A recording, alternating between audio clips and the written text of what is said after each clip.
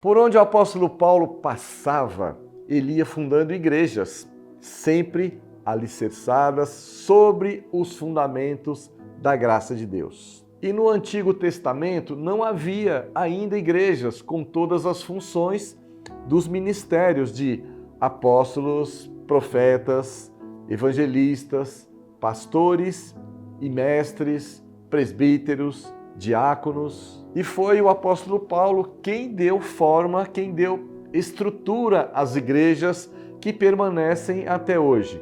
Ele falou em uma de suas cartas que, como arquiteto e prudente construtor, havia lançado os fundamentos da igreja e que cada um deveria ver como a edificaria.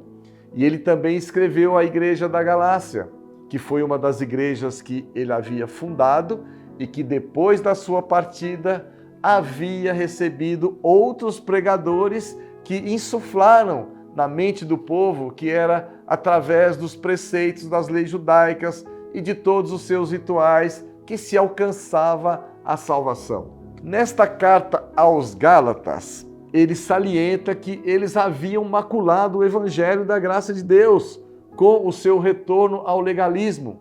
Sabemos que toda pessoa que sai da tradição evangélica para a graça entra em um processo de crescimento espiritual.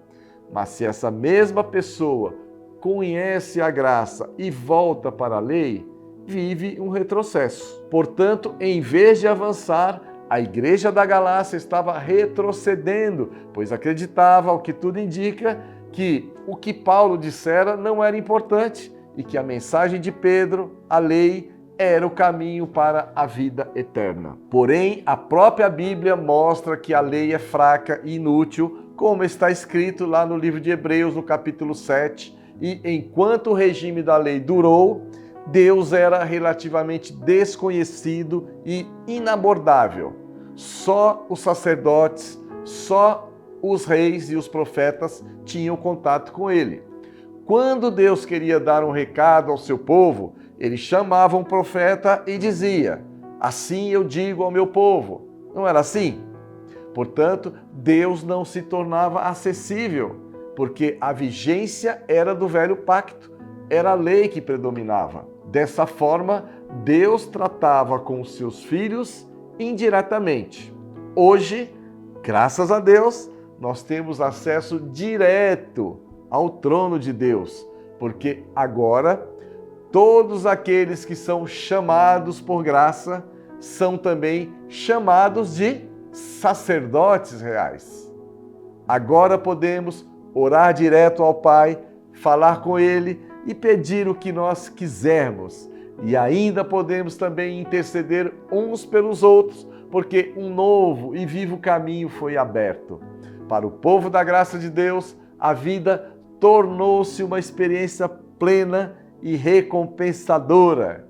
Quem se submete à lei não tem uma vida galardoada, pois vive como os legalistas viveram no tempo do apóstolo Paulo, sem recompensa nenhuma, sem satisfação pessoal, sem prazer em ser cristão, lutando e se sacrificando. O apóstolo Paulo, ao escrever aos Gálatas, usa expressões que muito chamam a nossa atenção.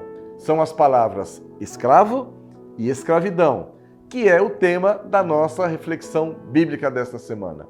Vamos lá, Gálatas 4:1, diz assim a palavra do nosso Deus: digo, pois, que durante o tempo em que o herdeiro é menor, em nada difere de escravo, posto que é ele senhor de tudo. Quer dizer que há um tempo em que o herdeiro é menor. E quem é o herdeiro? É todo aquele que tem Jesus no coração. Somos herdeiros com Cristo de uma herança de vida eterna. Enquanto o herdeiro é menor, ou seja, enquanto a vida espiritual é fraca e o cristão está ainda se dedicando apenas a costumes da lei, esse herdeiro em nada difere do escravo. Todo crente em Jesus Cristo é herdeiro, mas se ele não conhece essa sua condição, vive como escravo.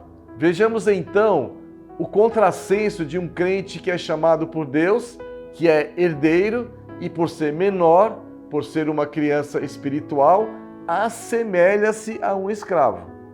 Vejamos como era a nossa vida antes de vivermos como herdeiros. Isso está ali no livro de Efésios, no capítulo 2, versículo 1, onde a palavra de Deus nos diz assim: Ele nos deu vida, estando vós mortos nos vossos delitos e pecados. Portanto, não fomos nós quem escolhemos a Deus, que tivemos livre-arbítrio para fazer a escolha. Foi Deus quem nos deu vida, porque antes de termos Jesus, o nosso espírito estava morto, por causa dos nossos pecados, por causa dos nossos delitos. Paulo chegou a dizer aos romanos que não existe um justo, nenhum sequer, não há quem busque a Deus, não há quem entenda. Estávamos mortos e Ele nos deu vida. Foi Jesus quem começou a boa obra e é Ele quem a terminará. Nada será interrompido no meio do percurso. Continuando, do versículo 2: Nos quais andastes outrora, segundo o curso deste mundo, segundo o príncipe da potestade do ar, do espírito que agora atua nos filhos da desobediência. Andávamos em pecado e seguíamos o curso deste mundo, seguíamos o príncipe das potestades do ar. Assim era a nossa vida, mesmo sendo herdeiros, vivíamos como escravos. Na carne nós não tínhamos nenhuma diferença dos filhos da ira. E essa era a nossa situação.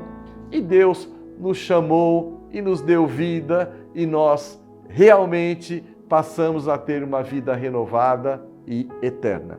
Agora nós sabemos que temos uma herança, mas se permanecermos menores, ou seja, se nós permanecermos criança na fé, nós continuaremos a viver como escravos. E se você é um herdeiro, mas não entende que o é, em nada difere de um escravo.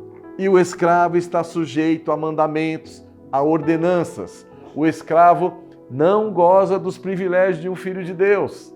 Tanto é assim que há crentes que chegam a parecer filhos da perdição. Tal é a vida de fracasso, tal é a vida de derrota em que se encontram. O herdeiro que sabe que é herdeiro goza dos privilégios de ser um filho de Deus. Por isso ele tem descanso e repouso, vive uma vida de oração, sabe que Deus não o deixa, porque os dons e as chamadas são irrevogáveis, são definitivos, e que das mãos de Jesus ninguém pode arrebatá-lo, e ainda que nem a morte pode separá-lo do amor de Deus.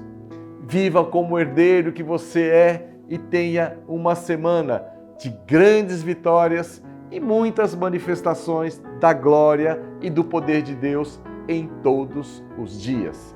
Graça e paz.